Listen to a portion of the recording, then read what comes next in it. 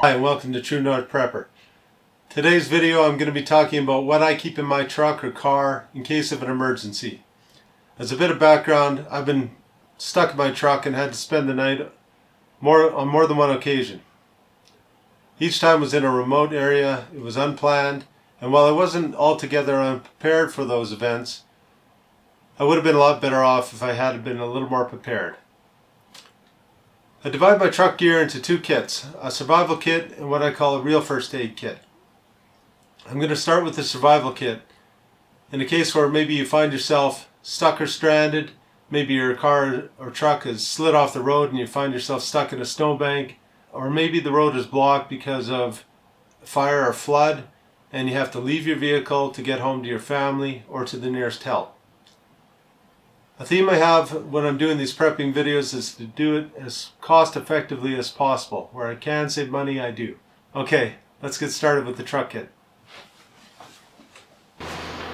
Here I've got the two kits that I was talking about laid out and a little bit more gear than that. But over here I have the first aid kit. Over here I have what I'm calling a survival kit for your car. And let's start with that. I mentioned footwear before in my introduction.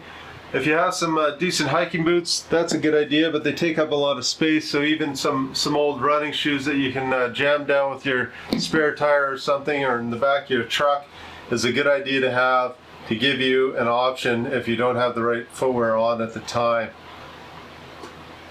I'll talk about bags a little bit. I don't recommend you go out and buy a nice bag like this for a truck kit. I just use something that's pretty worn out, but definitely still good for one or two more uses, like this old ratty bag that has seen a lot of miles on it, and something like that you can stuff in behind the back seat or into the trunk of your car is more than sufficient. And that way you're not spending a bunch of money on something that you don't need to spend a bunch of money on. Here we have a hatchet that can double as a hammer. Got a bunch of uses to it. This one was cheap. I don't like this one in particular, but on sale for about $8, and that kind of price tag is something I like. This is one of my favorite ones that I usually keep in my hunting pack. It's a little smaller and lighter, and certainly does the trick. But whatever you have laying around or whatever you're going to catch on special, that's going to do the trick for this kind of kit. You're not looking for your A-list equipment necessarily, just something that's going to get the job done and get you home or through that crisis. Got rope, got a water bag. During the winter months, I can't keep water very well in my truck. It freezes and can't explode a water bottle or whatever, so I can't keep water necessarily. There's a water bag, so if I boil water, I have something to store it in. I have a dog, so I always have a dog dish in the vehicle, and this once cleaned, it's useful for boiling drinking water and also preparing some food that I keep in the vehicle. I have a couple of packs that you just need to heat up and add water, camping style gear. I also have at least a protein bar, usually more, in the vehicle so that I have something that I can eat right away if I need to. Okay, knife, pretty self-explanatory. This is not an expensive knife. This is not my A-list knife again, but it does have some, a serrated section to it, and it's a nice sharp knife that'll work very well should the need arise. Multi-tool. Again, don't spend a bunch of money on it. Here's one that has a bunch of different attachments. It's not A grade, but it certainly does the purpose. I'll show you another version. There's lots of them out there. This is another one I carry in another one of my vehicles. The idea is just to have something with you. Here's another one that's going to do the trick for you. Duct tape, everyone knows it has 1,001 uses as well. Fire starting kit includes two of these large tea candles, lighter. You can also throw in a flint lighter if you feel the need, but this one is going to be dry because it's inside a plastic bag to begin with, so I don't think I'll have a problem starting it, even if I can only get a spark. I use these Zippo cubes, or I have them around, and always have them in my hunting pack, for example. But they will light in the middle of a rainstorm even. I'll just show the package there for it.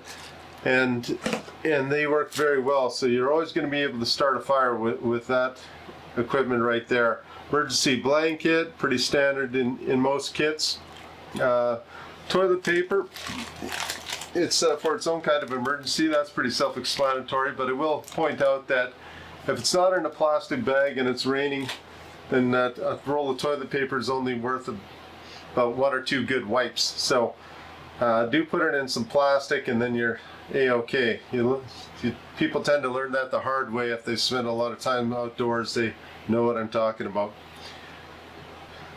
That is the items that I wanted to go through, but I will point out a few more things that are usually I have riding around with me in the truck, and that's I usually have some kind of knife in the front with me, useful for many things. So just a simple knife. It doesn't have to be expensive. I always have gloves in my truck somewhere, so that's handy. So I don't need to include it in my kit. Again, a light. I have a headlamp that rides around in the front with me.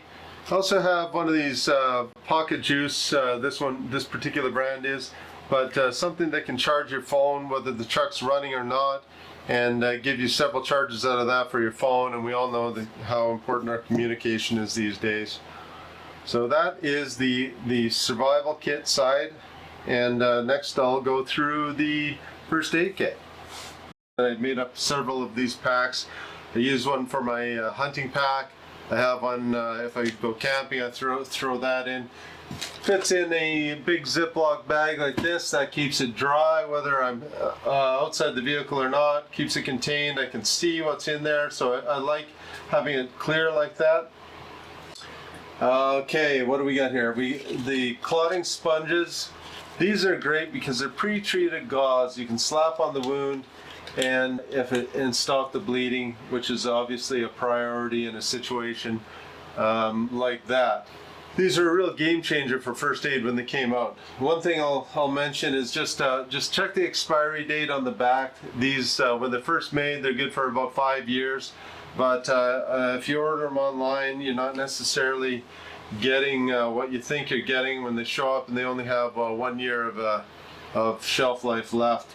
It's not what you want, so I tend to buy these either at a drugstore or a camping equipment store where I can check the date myself and I know what I'm getting. So that's one tip. A tourniquet. This is a combat application tourniquet. Practice with it, learn how it works, know how to use your tourniquet. Israeli bandage. Good story behind the Israeli bandage. These are basically a thick gauze that expands a bit when you open the pack, and a tensor wrap that it's attached to. The Israelis developed them over time.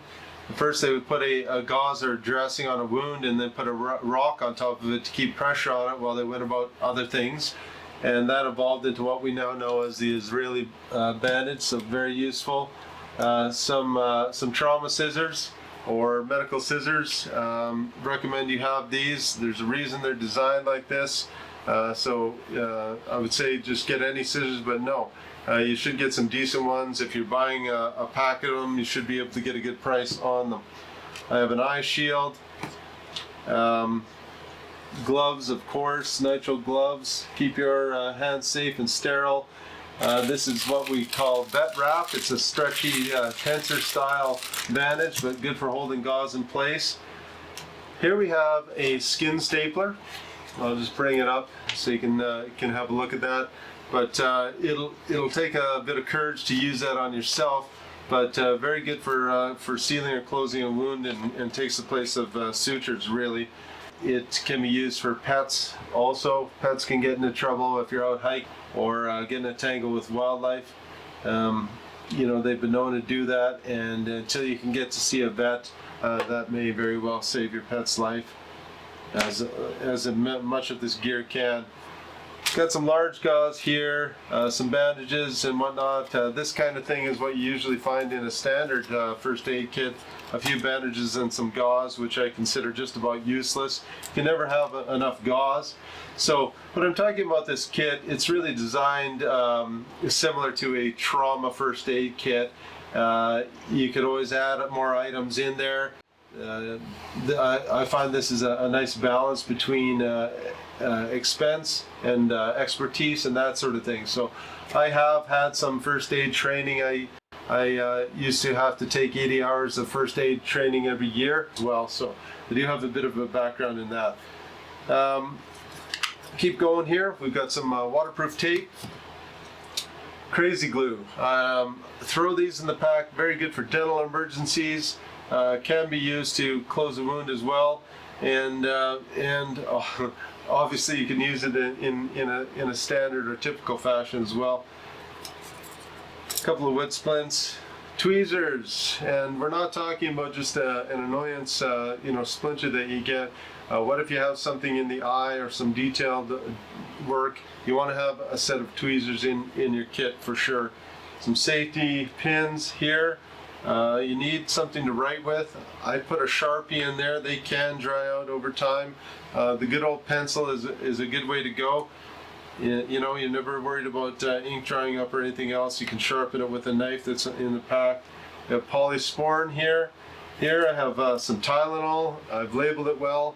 If I need more than that, then it's kind of a different issue. But this is meant to be a first aid kit that you can use as a bridge during a critical first hour, or until you can get home or to help. Also include allergy pills. This is Benadryl in here. And I buy it in bulk and then just separate it into packs as I need them. Again, you're not going to need more than that, or you sure hope you don't. And if you do, then hopefully you're very near the emergency ward by the time that you have a need for something greater. I mean, you could put an EpiPen in here, but you tend to they're expensive or you need a prescription for it, so that's not going to be available for most people. All right. These two kits, together with your everyday carry gear, should make a decent get-home bag should the need arise.